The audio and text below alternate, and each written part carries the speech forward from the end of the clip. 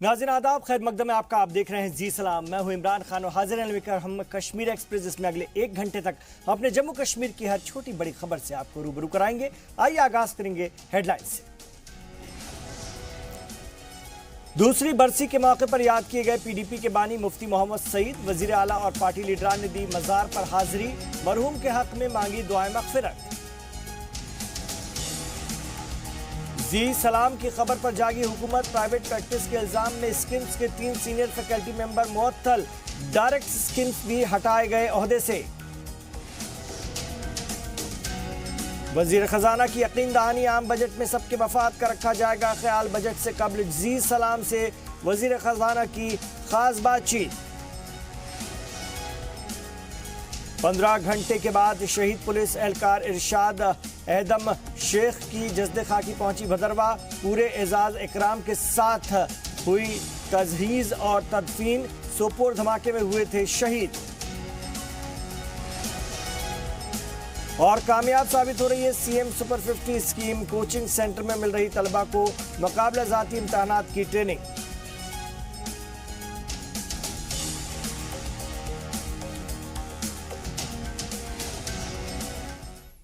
आप देख रहे हैं कश्मीर एक्सप्रेस। अनंतनाग में आज साबिक वजीर आला और पीडीपी के बानी मुफ्ती मोहम्मद सईद की दूसरी बरसी के मौके पर पार्टी कारकुनान ने उन्हें खिराज अकीदत पेश की और बिजबेहरा में वाक़ई उनके कब्रिस्तान पर वजीर आला समेत तमाम पार्टी के बड़े लीडरान और हामी जमा हुए और मरहूम के हक में दुआए मगफिरत की। वालिद की मज़ार पर गुलपोशी और दुआ खानी के दौरान वजीर आला की आंखें भरी हुई थीं। बाद में अवामी जलसे से खिताब करते हुए उन्होंने हिंद और पाक से आपसी तनाज़ात को बातचीत से हल करने की अपील करते हुए कहा कि तशद्दुद से मामलात नहीं सुधरेंगे। अपने मुल्क के वज़ीर आज़म को भी गुजारिश करती हूँ, जम्मू कश्मीर के लोगों को इस दलदल से निकालने के लिए, हमारे जवानों की हिफाजत के लिए, जवानों का खून बहने से रोकने के लिए आपस में सुलह करो, सफाई करो, बातचीत करो, दोस्ती करो। अवामी जलसे के दौरान वजीर आला ने मजीद क्या कुछ कहा, बता रहे हैं बिजबेहरा में मौजूद हमारे नुमाइंदे खालिद मुंतजर।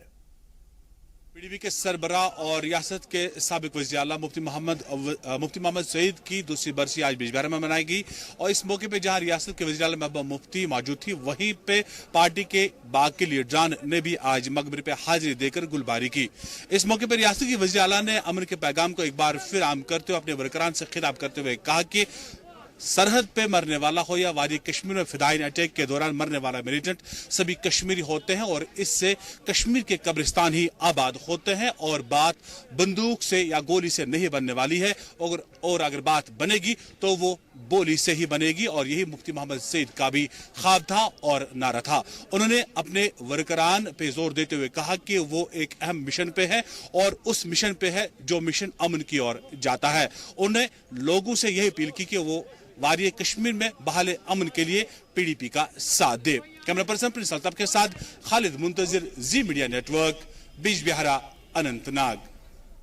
और पीडीपी के सीनियर लीडर रफी मीर के एक बयान से तनाज़ा पैदा हो गया। उन्होंने कहा कि मिलिटेंट की हलाकत पर पार्टी सदस्य समेत तमाम कारकुनान अहले खाना से ताज़ियत करने जाया करते थे।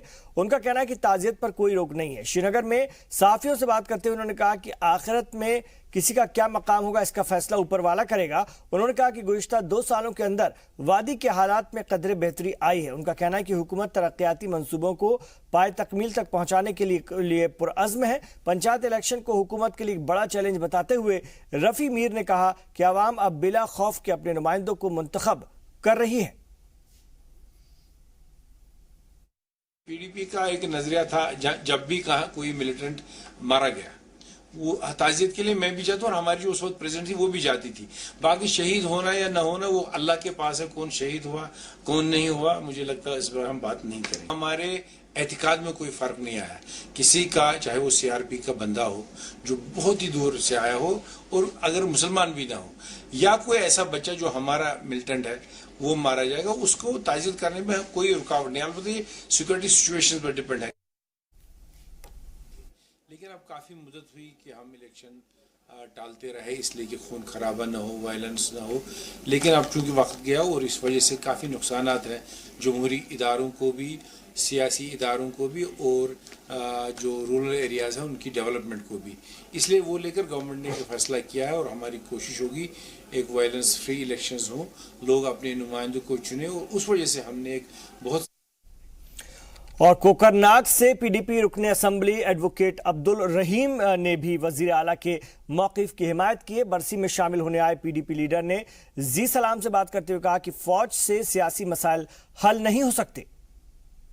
हमारे साथ बात करने के लिए इस वक्त मौजूद है पीडीपी के सीनियर लीडर और हलके इंतखाब कोकरनाग के मेंबर असेंबली अब्दुल रहीम राठी साहब। आपका खैर मकदम है, आपसे जानना चाहेंगे कि जो पी चिदम्बर साहब का बयान सामने आया उनमें, जिसमें उन्होंने कहा है कि कश्मीर में ज्यादा से ज्यादा फौज भेजने से हालात ठीक नहीं होंगे, इस पे आपका रद्द-ए-अमल क्या है? बयान के बारे में मुझे तो कोई जानकारी ज़्यादा नहीं है, लेकिन जहाँ तक फौज की कमी का मामला है, बिल्कुल हमें इससे इत्फाक है। फौज भेजने से या जो अभी दो तरफ से ये जो मुआरिका आराई चल रही है, उससे कोई मसला हल होने वाला नहीं है। जैसे आज महबूबा जी ने यहाँ पर बिजबिहारा में आज के दिन एक मैसेज दे दी, पाकिस्तान से भी अपील की और अपने वज़ीर आज़म से भी अपील की कि बातचीत ही एक ज़रिया है जिससे मसलों का हल निकल सकता है, और हमारी यही उमंग है कि यहाँ अमन आ जाए, क्योंकि ये जो कश्मीर का मसला जो है ये एक इस बार सगीर के लिए एक मामला बन चुका है, जिससे अमन के माहौल को नहीं हम पहुँच पा रहे हैं। तो लिहाजा फौज भेजने से या दबाव करने से या फोर्सेस का इस्तेमाल करने से, उसके बजाय बेहतर यही है कि बातचीत का रास्ता बनाया जाए और बातचीत हो। इसके अलावा जो वेब पोर्टल पे खबर आई है और कहा गया है कि कुलभूषण यादव राह का एजेंट है, तो कुलभूषण यादव के मामले को लेकर काफी सियासत इस वक्त चल रही है, तो उस पे आपका रिएक्शन क्या होगा? नहीं, मुझे कोई इस बारे में कोई जानकारी ज्यादा नहीं है, तो ना बोलें तो बेहतर वही होगा। कुलभूषण यादव के मामले को लेकर मुझे ज्यादा जानकारी नहीं है, और ये भी मानते हैं पीडीपी के लीडर एडवोकेट अब्दुल रहीम राठी भी मानते हैं कि कश्मीर ज्यादा फौज भेजने से मसले का हल नहीं हो सकता है, बल्कि अगर हल है तो वो बातचीत से ही मसले कश्मीर का हल निकाला जा सकता है। कैमरामैन प्रिंस अल्ताफ के साथ खालिद मुंतजिर, जी मीडिया, अनंतनाग।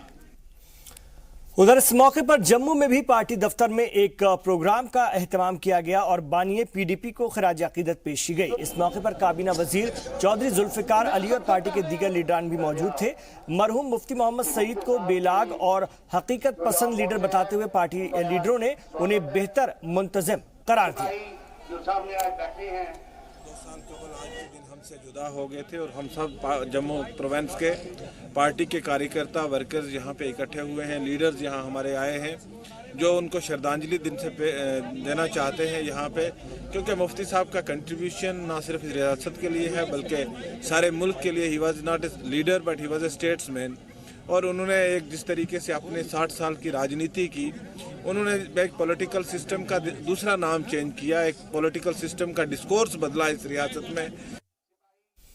वहीं कारगिल में भी पार्टी कारकुनान ने साबिक वजीर आला की याद में एक प्रोग्राम का इनेकाद किया। बड़ी तादाद में आए पार्टी कारकुनों ने पीडीपी के बानी मुफ्ती मोहम्मद सईद को खराज अकीदत पेश की और उनके हक में दुआएं मगफिरत की। इस मौके पर मुकर्ररीन ने साबिक वजीर आला की कारगिल से वाबस्ता उनसियत का खास तौर से जिक्र किया। मुफ्ती साहब को 7 जनवरी 2016 को इंतकाल हुआ था।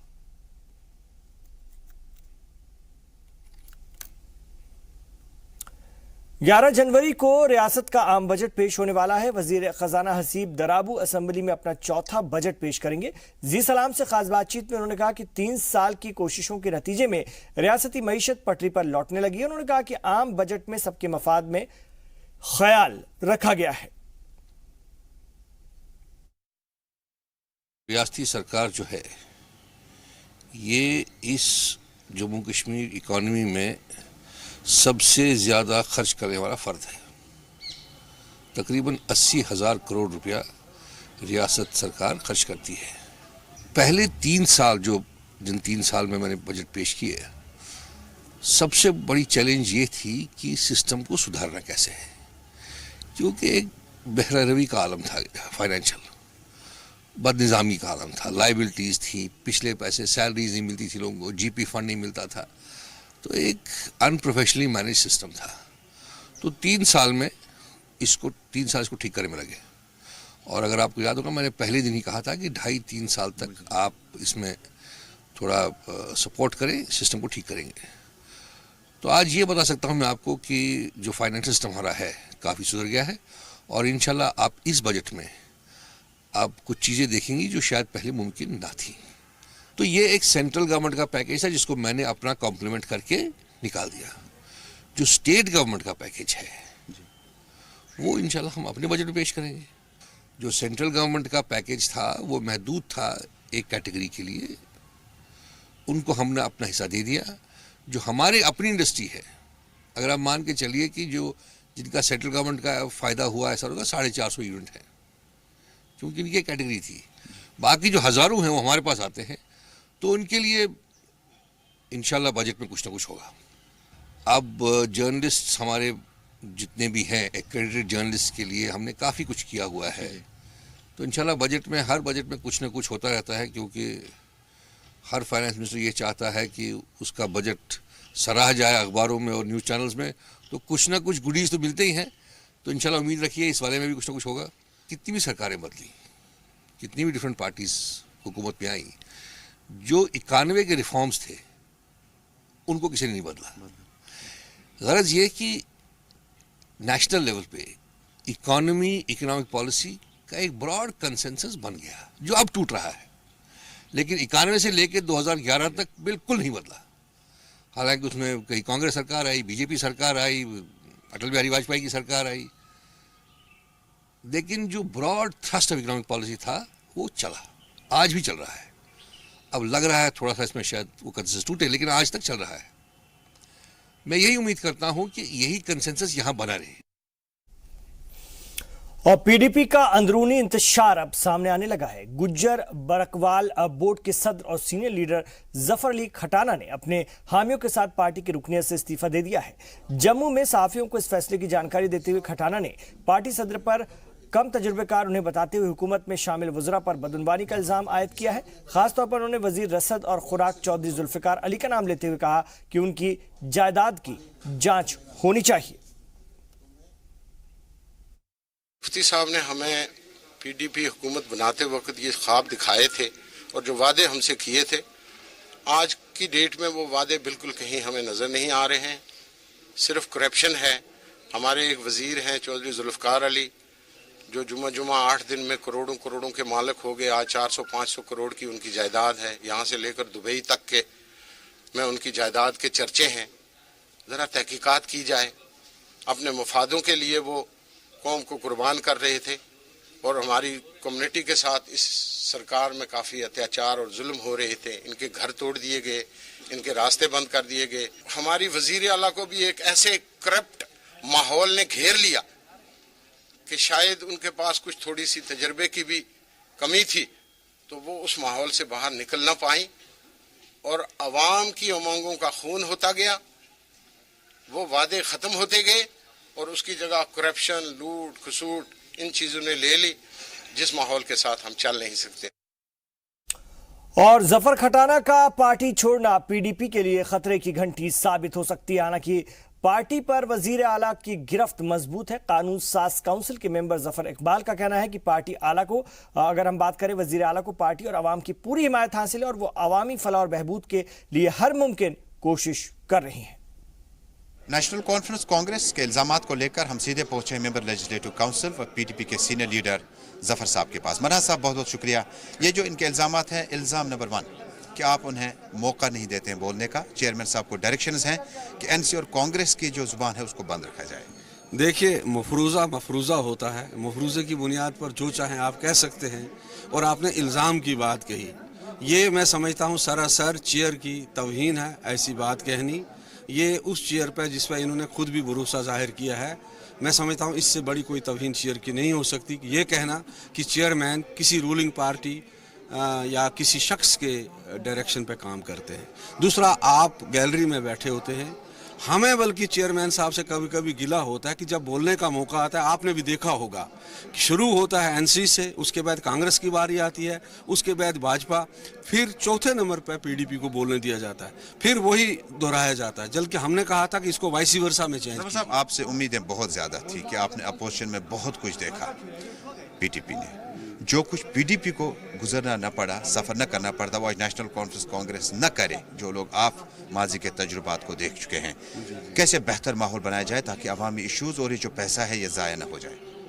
सीधी सी बात है, मैं पूरी दयानतदारी से आपसे कहूँ, अगर हम सब लोग आइन की, कानून की का एहतराम करें, चाहे वो रूलिंग पार्टी हो चाहे अपोजिशन हो, हम बैठ के चेयरमैन के साथ मीटिंग करें, मीटिंग में तय करें कौन सा मसला कैसे करना है। अभी देखिए आज एडजोर्नमेंट की वो मोशन आई थी, हम उसकी इज्जत करते हैं, होना चाहिए, लेकिन क्या सवालों के घंटे में ज़रूरी है कि उसी वक्त इसको मतलब रोका जाए, काम न करने दिया जाए? उसके बाद भी हो सकता था। लेकिन ये प्रॉब्लम देखिए, अब मैं पर्सनल बात हो जाएगी, वरना मैं ये कहूँ कि हम सब लोग जो हैं, हम मीडिया कॉन्शियस बहुत ज़्यादा हो गए हैं। आपने देखा होगा कि जब हमारे दोस्त हाथ खड़े कर करके प्रोटेस्ट कर रहे थे तो उनके चेहरे गैलरी की तरफ थे और उन्हें ये याद नहीं रहा कि उनकी पीठ चेयर की तरफ थे, जो अनकॉन्स्टिट्यूशनल, मैं समझता हूँ अनइथिकल है। बहुत बहुत शुक्रिया। Thank you. पीडीपी के senior leader member legislative council के मुताबिक कांग्रेस और नेशनल कॉन्फ्रेंस के जो तजुर्बात हैं, और चेयरमैन किसी भी पार्टी का नहीं होता है बल्कि चेयरमैन जो है वो हाउस की कार्रवाई चलाता है। उन्होंने मशवरा दिया अपोजिशन पार्टी को कि वो वक्त ज़ाया किए बगैर अवामी मामलात को ज़ोर शोर से उठाएं। अशरफानी के साथ सैयद तजम्मुल, जी मीडिया, जम्मू। एक छोटा सा वक्फा हम यहाँ पर लेंगे, लौट रहे हैं अपने जम्मू कश्मीर की और भी खबरों के साथ।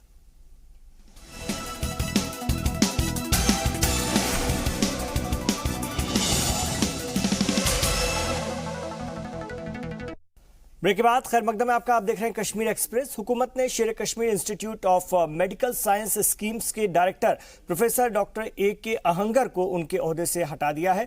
सरकारी हुक्मनामे के मुताबिक डॉक्टर अहंगर को महकमा अवामी इंतजामिया से मुंसलिक कर दिया गया है। उनकी जगह हेल्थ एंड मेडिकल एजुकेशन के प्रिंसिपल सेक्रेटरी पवन कोतवाल को स्कीम्स के डायरेक्टर का इजाफी चार्ज दिया गया है। डॉक्टर अहंगर के अलावा जनरल सर्जरी के शोबे सदर प्रोफेसर डॉक्टर अल्ताफ किरमानी, शोबा न्यूरोलॉजी के सरबराह डॉक्टर मुश्ताक अहमद वानी और शोबा न्यूरोलॉजी के सरबराह डॉक्टर वाजिद अली को मुअत्तल कर दिया गया है। इन तीनों डॉक्टर्स को सर्विस कवायद की खिलाफ वर्जी करने की पादाश में मुअत्तल किया गया है। इन पर इल्जाम था कि नॉन प्रैक्टिस, अगर हम बात करें अलाउंस NPA लेने के बावजूद प्राइवेट प्रैक्टिस कर रहे थे। मुअत्तल किए गए तीनों डॉक्टर्स को डिवीजनल कमिश्नर कश्मीर के ऑफिस से मुंसलिक कर दिया गया है।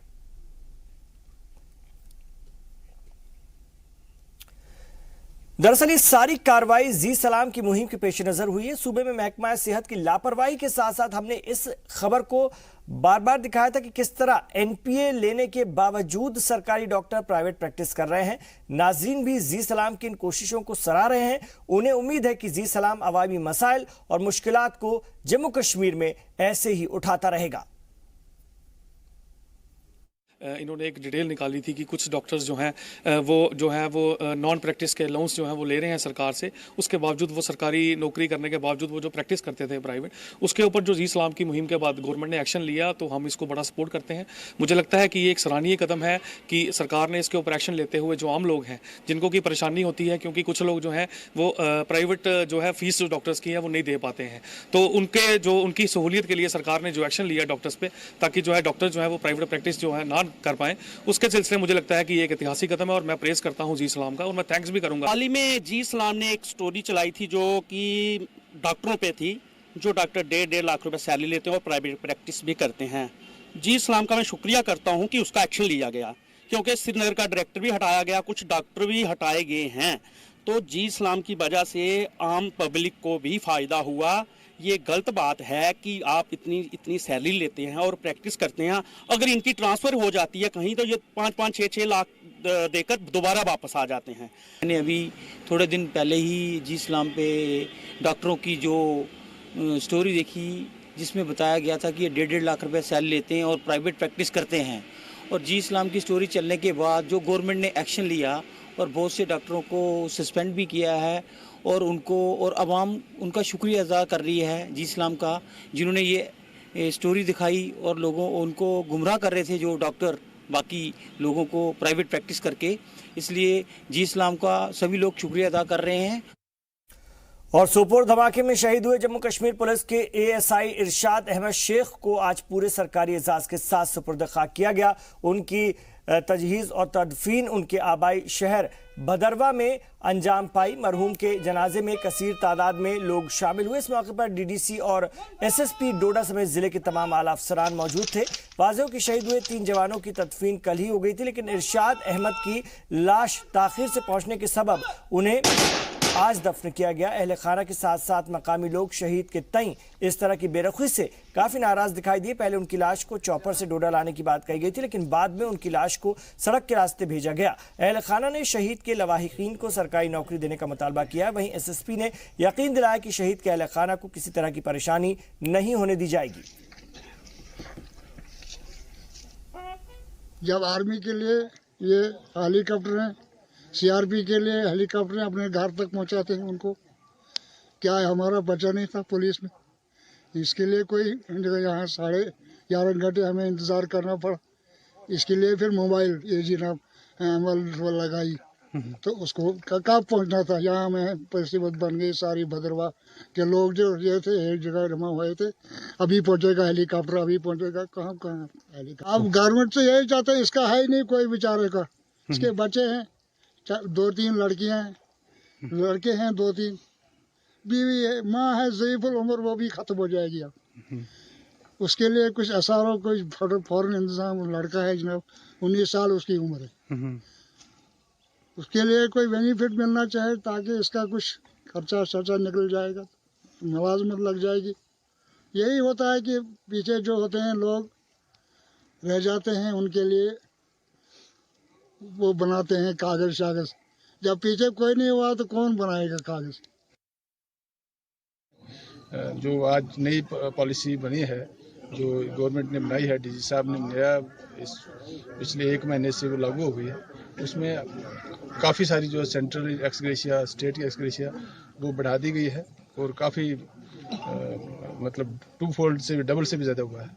तो वो तो पूरे बेनिफिट्स मिलेंगे। एसआरओ केस जो होगा वो बच्चे को नौकरी मिलेगी, पेंशन केस बनेगा, वो तो फुल जो है मिलेंगे। कोई डिले नहीं हुई। आप देखो सोपुर से श्रीनगर लाने में जितना आधा घंटा लगता है, फिर इमीडिएटली आगे एम्बुलेंस तैयार थी तो वो एक डीएसपी साहब साथ आए हैं, तो उसमें कोई देरी नहीं हुई है। पूरी रूट में अलर्ट था और कहीं जाम नहीं था, कुछ नहीं था। अब ये सिस्टम है, जब कोई दूसरा शुरू होगा सिस्टम कोई हेलीकॉप्टर का तो वो भी होगा, लेकिन अभी तक जो है उसमें पूरे रूट पे आरोपी थी, कोई जैमिंग नहीं थी। और बीजेपी के मेंबर पार्लियामेंट जुगल किशोर ने मरकजी हुकूमत की जानिब से सरहदी इलाकों के बाशिंदों को तहफ़्फ़ुज़ फराहम करने के लिए बंकर बनाए जाने के फैसले की तारीफ की है। वाज़ेह है कि सरहदी इलाकों में पाकिस्तानी रेंजर्स की तरफ से होने वाली गोलाबारी और क्रॉस फायरिंग से इन इलाकों में रहने वाले लोग हर वक्त खौफजदा रहते हैं। और जम्मू में सहाफ़ियों से बात करते हुए जुगल किशोर ने कहा कि बंकर के लिए माली इमदाद देने का फैसला सरहदी इलाकों के लिए किसी नेमत से कम नहीं। वज़ीर आज़म और वज़ीर दाखिला के फैसले को तारीखी बताते हुए उन्होंने कहा कि पाकिस्तान की जारहियत को उसी के अंदाज में जवाब दिया जा रहा है।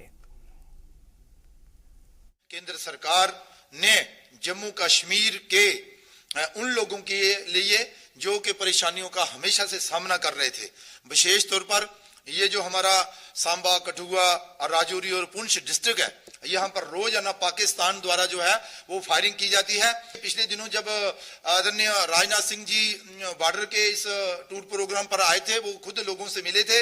हमारे द्वारा भी और लोगों द्वारा भी एक बहुत बड़ी डिमांड जो थी ये की गई थी कि यहाँ बॉर्डर पर, भारत पाक सीमा पर हमें बंकर चाहिए और फिर कम्युनिटी बेस पर बंकर हो, ये अवश्य है, लेकिन हम इंडिविजुअली बंकर चाहते हैं ताकि जब भी पाकिस्तान द्वारा फायरिंग हो तो घर के पास ही जो बंकर हो तो हम उसमें शरण ले सकें और अपने बाल बच्चे को बचा सकें। तो मैं नरेंद्र भाई मोदी जी का, राजनाथ सिंह जी का, अपनी केंद्र सरकार का आभार प्रकट करना चाहता हूं, जिन्होंने भारत पाक सीमा पर रहने वाले लोगों के लिए 5 किलोमीटर के अंदर जो घर हैं उनमें 14,000 और फिर 1500 के करीब इंडिविजुअल और 14,000 बंकर और 415 करोड़ समथिंग रुपया जो है वो सैंक्शन किया है और सरकार को कहा है, जम्मू कश्मीर सरकार को जल्द से जल्द बनाए। यहाँ एक छोटे से वक्फे के लिए हम रुक रहे हैं, लौटेंगे। आप देखते रहिए कश्मीर एक्सप्रेस।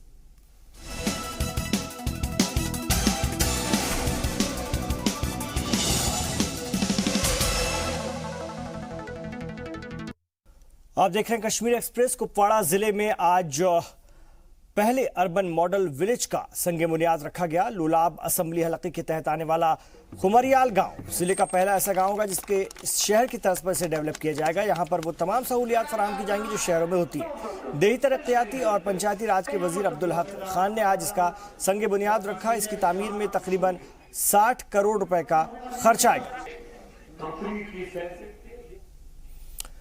वजीर आला की सुपर 50 स्कीम तालीम याफ्ता नौजवानों में मकबूल होती जा रही है और इस स्कीम के जरिए जरूरतमंद तलबा को मेडिकल, इंजीनियरिंग और दूसरे प्रोफेशनल कोर्सेज में दाखिले के लिए आला दर्जे की कोचिंग फराहम कराई जा रही है। इसके तहत वादी में कई मकामात पर सुपर 50 कोचिंग सेंटर कायम किए गए हैं। ऐसा ही एक सेंटर श्रीनगर के हैदरपुरा गर्ल्स हाई स्कूल में चल रहा है। बच्चों को यहाँ मुख्तलिफ मुकाबला जाती इम्तहानात के लिए तैयार किया जा रहा है। कोचिंग क्लास में बासलाहियत और अपने सब्जेक्ट के माहिर असातिज़ा और तलबा की मदद कर रहे हैं। कोचिंग सेंटर में मुंतखब तलबा से महज 500 रुपए फीस वसूली जाती है और इस स्कीम के तहत रियासत भर से 1263 तलबा को मुंतखब किया गया है। कोचिंग में शामिल तलबा का कहना है कि इस तरह का निज़ाम आगे भी जारी रखना चाहिए। जो सीएम ने स्टार्ट किया है सुपर 50, इससे स्टूडेंट्स को एक तो इकोनॉमिक बेनिफिट मिलता है, तो दूसरी तरफ से यहाँ पे स्टाफ जो है it's very much best I think, क्योंकि इन्हें ट्रेनिंग भी मिली है पहले, उसके बाद इन्हें यहाँ पे लाया गया है। का बुनियादी मकसद ये है कि वो कैंडिडेट्स जो टैलेंट होने के बावजूद, मेरिट होने के बावजूद भी due to different constants, financial constants या और कॉन्स्टेंट्स हैं जिसकी वजह से वो कोचिंग नहीं ले पाते हैं, टू प्रोसीड फर्दर या to go ahead in different professional fields, चाहे वो मेडिकल हो, चाहे इंजीनियरिंग हो, चाहे सिविल सर्विसेज हो। और रियासत के बालाई इलाकों और वादी में सर्दी की शिद्दत बढ़ती जा रही है। बर्फबारी और सर्द हवाओं के सबब कई जगह पारा फिर अगर हम बात करें नुक्ता इंतज़ामात से नीचे चला गया है इंजमात से, और पुंछ में हड्डियां कपा देने वाली ठंड पड़ रही है। अलाव, कांगड़ी और गर्म कपड़ों से लोग खुद को हरारत पहुंचा रहे हैं। कटरा में वैष्णो देवी मंदिर पर भी बर्फबारी का असर दिख रहा है। मंदिर से ऊपर त्रिकुटा पहाड़ की घाटियां बर्फ से ढक गई हैं। लेह में भी जबरदस्त बर्फबारी हुई है। नदियां जमने लगी हैं और पानी की सतह पर बर्फ देखी जा सकती है। मैदानी इलाकों में भी ठंड ने असर दिखाना शुरू कर दिया है। इधर बांदीपोरा के अरीन में एक क्रिकेट टूर्नामेंट के दौरान पाकिस्तान का कौमी तराना बजाने और खिलाड़ियों के पाकिस्तानी जर्सी पहनने का मामला सामने आया है। सोशल मीडिया पर वायरल वीडियो में फाइनल मुकाबले में पहुंची दोनों टीमों ने पाकिस्तान की जर्सी पहन रखी है, पाकिस्तान की जर्सी, और वीडियो में कौमी तराना पाकिस्तान का बजता सुना जा सकता है। पुलिस ने इस हवाले से दोनों टीमों के खिलाफ मामला दर्ज किया है और सिलसिले में 4 खिलाड़ियों को भी गिरफ्तार किया गया है। पुलिस ने गांव के बड़े बुजुर्गों से भी राब्ता किया। पुलिस टूर्नामेंट ऑर्गेनाइज करने वाले और इस मामले में शामिल दूसरे खिलाड़ियों की तलाश कर रही है। फाइनल मुकाबला एमसीसी गांधीपुरा और दर्दपुरा क्रिकेट क्लब के बीच खेला गया। बारामूला के जिला अस्पताल में सफाई मुलाजमीन ने अपनी मांगों को लेकर एहतजाज किया। वाज़ेह है कि कॉन्ट्रैक्ट पर काम करने वाले ये मुलाजमीन लंबे अरसे से खुद को मुस्तकिल करने की मांग कर रहे हैं, लेकिन इंतजामिया मामले पर चुप है। एहतजाज कर रहे मुलाजमीन में मर्दों के साथ साथ खवातीन भी मौजूद थी, जिन्होंने सीएमओ ऑफिस के बाहर नारेबाजी करते हुए अपनी मांगों को इंतजामिया तक पहुंचाने की कोशिश की। इंतजामिया में खासतौर से एहतजाजियों का कहना था कि हमारा मेहनताना 4500 रुपये तय किया गया है, लेकिन हमें सिर्फ 700 रुपये ही दिए जाते हैं। और श्रीनगर के बटमालू बस अड्डे के आसपास के ताजिरों ने जबरदस्त एहतजाज किया। उनका कहना है कि वो इस जगह पर मिनी सेक्रेटरीट की तामीर नहीं होने देंगे। उनका कहना था कि जब तक उनकी बाज़ाबातकारी का इंतजाम नहीं किया जाता तब तक वो अपना एहतजाज जारी रखेंगे। वाज़ेह कि आज यही मिनी सेक्रेटरीट का संग बुनियाद रखने के लिए वज़ीर आला को आना था, लेकिन मसरूफियत और गालिबन लोगों की नाराजगी को देखते हुए उन्होंने अपना ऑनलाइन इसकी फाउंडेशन रखी।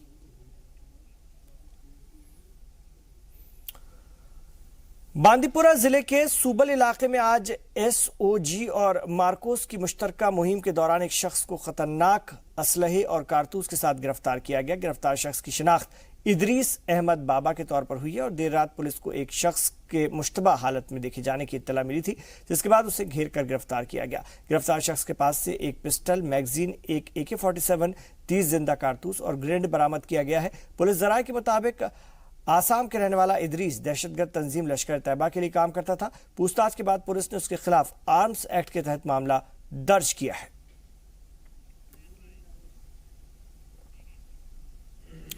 और गांदरबल के तुलमुल्ला में DCC पीयूष सिंगला और गांदरबल SSP फयाज अहमद लोन ने मकामी लोगों से राब्ता कायम करके उनकी परेशानियों के हल का एक नया रास्ता अख्तियार किया है। दरअसल तुलमुल्ला के जिला पुलिस लाइन में अब चाय पर चर्चा की गई तो अब इस चर्चा में पत्थरबाज और उनके वालिदैन को खास तौर पर बुलाया गया था, जिनकी काउंसलिंग की गई। उनके भीतर पनप रहे सवालों के जवाब के साथ साथ उन्हें हकीकत से रूबरू कराने की भी कोशिश की गई। मकामी लोगों और अफसरान के मुताबिक पहल बहुत ज्यादा कामयाब रही है और आने वाले दिनों में इसके बेहतर नताइज देखने को मिलेंगे। कुलगाम में 15 रोजा यूथ फेस्टिवल इख्तिताम पजीर हो गया। इस मौके पर तकरीबन 10 चुनिंदा तलबा और तालिबात को इंतखाब भी किया गया। इस मौके पर राज्यसभा MP नज़ीर अहमद लवे बतौर मेहमान खुसूसी शिरकत कर रहे थे। उन्होंने बच्चों को इनामात से नवाजा और उनकी हौसला अफजाई की। जम्मू कश्मीर की जानी मानी शायरा सुनीता रैना पंडित की नई poetry collection call of silence का रस्म इजरा पेश किया गया। इस मौके पर Jammu Kashmir art culture and languages और विमेन विंग ऑफ समूह थिएटर की जानिब से एक तकरीब का एहतमाम किया गया। जम्मू के KL सहगल हॉल में मुनक्किद इस तकरीब में रियासत की कई जानी मानी हस्तियों ने शिरकत की। सोपोर के मुख्तलिफ इलाकों में बिजली का निज़ाम सही नहीं हो पा रहा है। मुजाहरे और एहतजाज के लिए लोग श्रीनगर तक जा चुके हैं, लेकिन हालात नहीं सुधर रहे हैं। गुलाम बाग और नसीब बाग के लोगों का कहना है कि उनकी शिकायतों पर ना तो बिजली महकमा और ना ही जिला इंतजामिया ध्यान दे रहा है।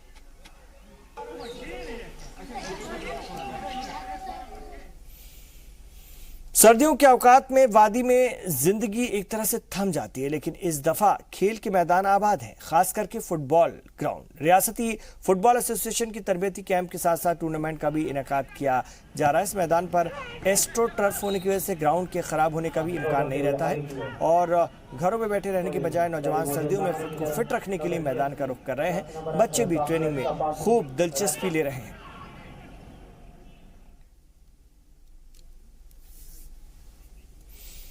और अब हफ्तेवार शुमारे की शुरुआत करेंगे एक ऐसी खबर के जरिए जहां आजादी के बाद पहली दफा लोगों ने जलते हुए बल्ब देखे। समुद्री सतह से तकरीबन 14,000 फीट की बुलंदियों पर वाक़ई बाटमबिस गांव है। कारगिल जिला हेडक्वार्टर से 55 किलोमीटर की दूरी पर बसे इस गांव का साल के 5 महीने मुल्क के दूसरे हिस्सों से रिश्ता मुनक़ता रहता है। मुल्क के सरतरीन इलाकों में इसका शुमार होता है। सर्दियों में यहाँ पारा नुक्ते इंजमात से काफी नीचे चला जाता है। गुज़िश्ता दिनों यहाँ दर्ज हरारत -13 सेल्सियस ग्रेड दर्ज की गई थी। सड़कों पर बर्फ और नलों में पानी का जम जाना यहाँ आम बात है। हैंडपंप से पानी निकालने के लिए यहाँ कितने जतन करने पड़ते हैं, तस्वीरों से आप इसका अंदाजा कर सकते हैं।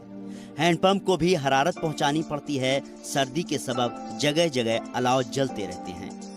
इस इलाके से एक अजीब गरीब बात मंसूब थी अब तक। यहाँ की रातें रोशन नहीं थीं। भेड़ पालन आमदनी का मेन जरिया था। लोग दिन में भेड़ें चराते और रात की तारीखी को लकड़ियाँ जलाकर दूर करते। बल्ब ट्यूबलाइट का नाम जरूर सुन रखा था इन्होंने, लेकिन बराह रास्त बिजली से इनकी वक्फियत हुई 21वीं सदी के 18वें साल में। गांव में मौजूद 700 लोगों ने पहली दफा बिजली जलती देखी और ये सब कुछ हुआ महज 5 दिनों में। तो हमको यहाँ सामान पहुँचाने में, क्योंकि यहाँ सामान सर्दियों के मौसम में आ गया था, रोड बंद होने वाला था, हमारा ट्रक फंस गया था, बर्फ़ पड़ गया था, ट्रक फंस भी गया था। उसके बावजूद 2 दिन के बाद फिर से रास्ता खुल गया और खुलने के बाद ले पहुँचा। हमने रातों रात लोड करके रात के 1 बजे तक हमने ट्रक में लोड किया, सारा सामान फिर इस गाँव में पहुँचाया। जबकि ये गाँव इतना कारगिल के पास में होने से भी रास्ता काफ़ी ख़राब था और सर्दियों के मौसम में हमको काफ़ी ठंड का भी सामना करना पड़ा और गांव में घर ज़्यादा होने की वजह से हमको गांव को कंप्लीट करने में काफ़ी समय लग गया। जिन लोगों ने इस तारीखी काम को अंजाम दिया उन्हें SSP की जानिब से नवाजा गया। जीएचई और क्रेडा के अहलकारों को एसएसपी ने शाल उड़ाकर उनकी इज्जत अफजाई की। Kargil renewable energy development authority, CREDA और आयशर ग्रुप फाउंडेशन की कोशिशों से गांव में 6 केवी बिजली आई है। इसके जरिए 450 एलईडी बल्ब जलाए जा सकते हैं। इसका बैकअप सिस्टम भी मजबूत है। खराब मौसम में ये 3 दिन तक काम कर सकता है। जीएचई सोलर माइक्रोग्रिड के जरिए लेह, कारगिल, लद्दाख और जंस्कार के 53 गांव में बिजली पहुंचाई जा चुकी है। क्रेडा आज तक ऐसा काम नहीं किया कि जो बड़े बड़े project, SP power plants, mini hydel projects, ऐसे काम इस जगहों में नहीं कर सकते। जैसे कि जो पारास, जो जेडी, जो ग्लोबल हेमलैंड एक्सपेडिशन का जो मेन जो आदमी, उन्होंने इतना मेहनत करके इस गांव में लाया। क्रेडा के प्रोजेक्ट डायरेक्टर ने बताया कि सोलर माइक्रोग्रिड के जरिए एलईडी टीवी भी चलाए जा सकते हैं। गुज़िश्ता 3 सालों में जिले के 18 गांव रोशन हुए हैं। क्रेडा इस वक्त 7 प्रोजेक्ट पर काम कर रहा है, जिसमें संगरा प्रोजेक्ट तैयार है, जबकि चिलुंग प्रोजेक्ट का काम आखिरी मरहले में है। क्रेडा ने 2018 के इख्तिताम तक इन प्रोजेक्ट को पूरा करने का हदफ रखा है। जैसे 2018 में तकरीबन हमारा फोकस तो हल प्रोजेक्ट जो हमारा रिमेनिंग है 4-5 उनको कमीशन करने का है, लेकिन अर्ली सीज़न में जैसे आपको मैं बताऊं जून जुलाई तक हमारा खासकर संगरा, उसके बाद ये चिलोंग, फिर खंडी, मतलब सीज़न के एंड तक बिल्कुल कमीशनिंग हम करने के लिए हमने कमिटमेंट किया भी है। तो मुझे उम्मीद है 2018 में इंशाल्लाह ऑलमोस्ट हम सब प्रोजेक्ट पाए तक मिल तक लाने की कोशिश करेंगे। इन प्रोजेक्ट से इलाके में रोजगार के मौके भी बढ़ने के इम्कान हैं। हालांकि हम क्रेडा जो है छोटे मतलब स्मॉल स्केल में समझो आप जो बना रहे हैं, उसमें अभी मतलब मुझे लगता है हर साइट्स पे हमें 15-20 लोग मतलब एम्प्लॉय हो सकते हैं। जब ये कंप्लीट हो जाएगा तो उसमें आपको टेक्नीशियंस चाहिए, फोरमैन चाहिए, लाइनमैन चाहिए, चौकीदार चाहिए। तो उस तरीके से इवन अभी क्रेडा के 6 जगह पे इतना इस तरह से अगर आपको मेगावाट साइज में आता है, जैसे सोलर में आएगा, तो मेरे ख्याल में एटलीस्ट आपको 50 से 100 लोग वहाँ पे चाहिए। तो ये एम्प्लॉयमेंट जनरेशन के लिए एक बहुत बड़ा इंडस्ट्री है, साथ साथ एम्प्लॉयमेंट के साथ साथ एक रेवेन्यू जनरेशन के लिए। मुल्क के बालाई इलाकों में तमाम गाँव को रोशन करने के लिए 2010-11 में PM Ladakh renewable energy project की शुरुआत की गई थी। 2013 से इस पर मुसलसल काम चल रहा है। 1.5 मेगावाट का बोरास प्रोजेक्ट गुज़िश्ता हफ्ते से चल रहा है। इन प्रोजेक्टों पर अगर सही तरीके और मुतय्यना मुद्दत में काम किया जाए तो जम्मू कश्मीर में भी हिमाचल की तरह पावर एनर्जी के जरिए करोड़ों का रेवेन्यू जनरेट किया जा सकता है। ब्यूरो रिपोर्ट, जी सलाम। और आइए अब आपको लड़ी शाह हमारा खास सेगमेंट दिखाते हैं, जिसमें बर्फबारी के फायदे बता रहे हैं सलाम काक।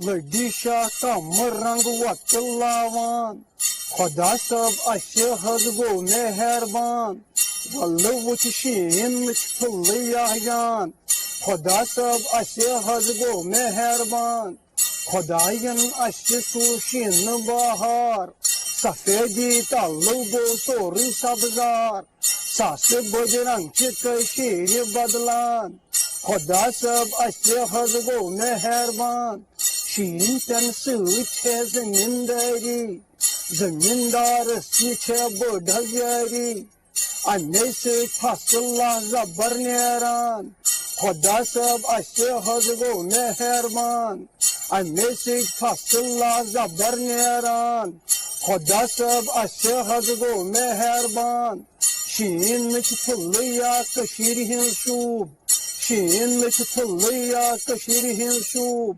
सलायन कशीर छे तवै महबूब, सलायन कशीर छे तवै महबूब, जंगल सान बाल थन क्या सजान, खुदा सब अशे हद गो मेहरबान, जंगल सान बाल थन क्या सजान, खुदा सब अशे हद गो मेहरबान, शीन प्यो माइनस कूट गो संग, शीन प्यो माइनस कूट गो संग, और लोग साढ़े कंदिल गो तंग, और लोग साढ़े कंदिल गो तंग, खर गई सतारस रंग आसमान खुदा सब अशहद गो मेहरबान खर गई सतारस रंग आसमान खुदा सब अशहद गो मेहरबान शीन तन साय सारी आलन शीन तन साय सारी आलन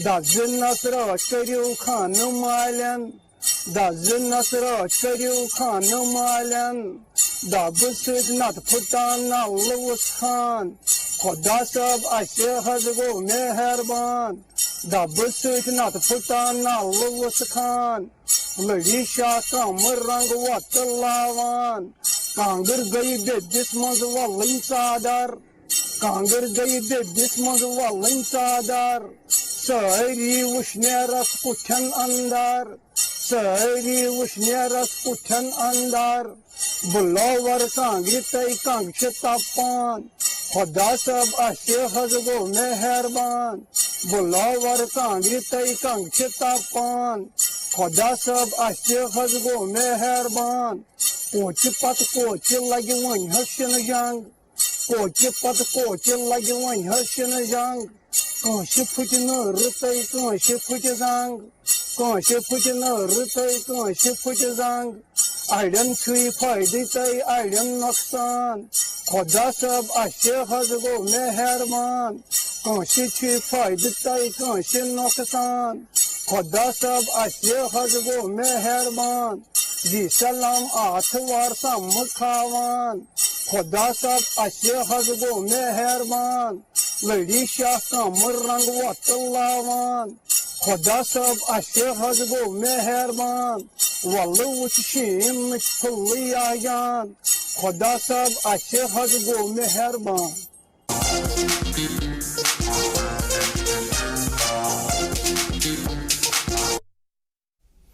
और आइए अब चलते चलते नजर डालते हैं 5 मिनट में 25 खबरों पर।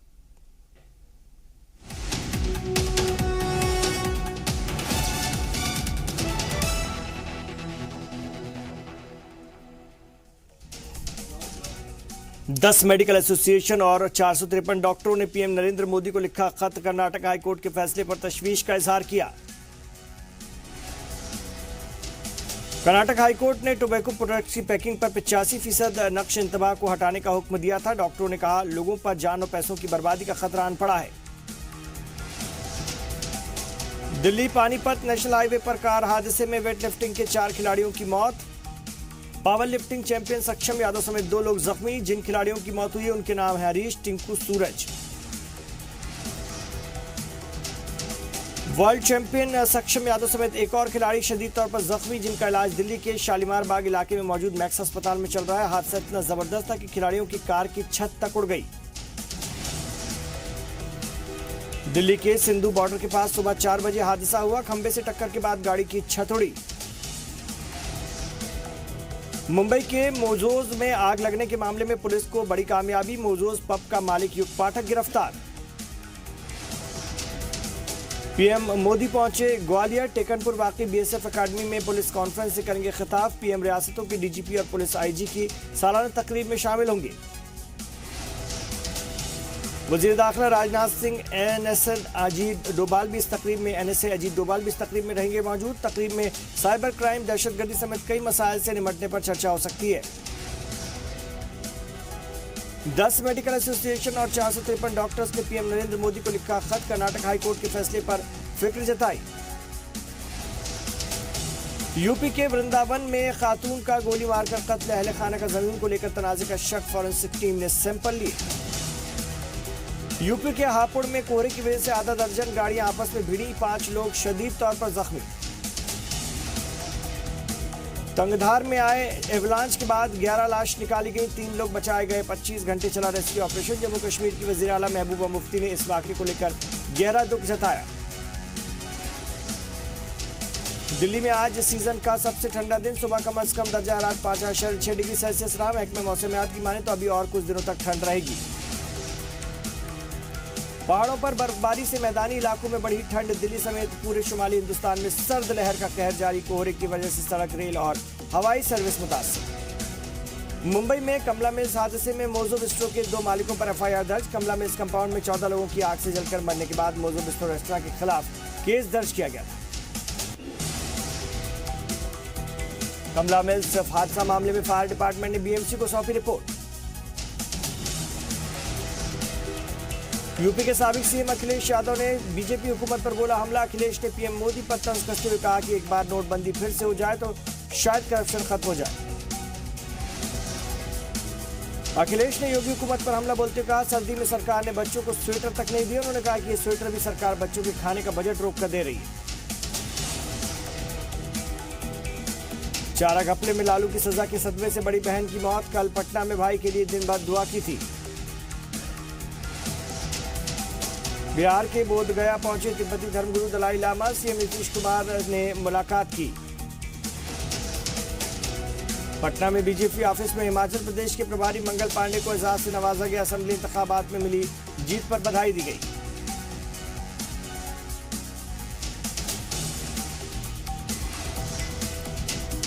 मणिपुर में भूकंप के झटके। इम्फाल के पूर्व में 101 किलोमीटर दूर मरकज रिक्टर स्केल पर 6 की पैमाइश का रिकॉर्ड। मध्य प्रदेश के धार में एक नौजवान पर 8 साल की मासूम से रेप का आरोप। पुलिस ने आरोपी को गिरफ्तार किया। दिल्ली में पेट्रोल डीजल की कीमत में सिर्फ 10 रुपए का फर्क। 1 लीटर पेट्रोल की कीमत 70 रुपए के पार।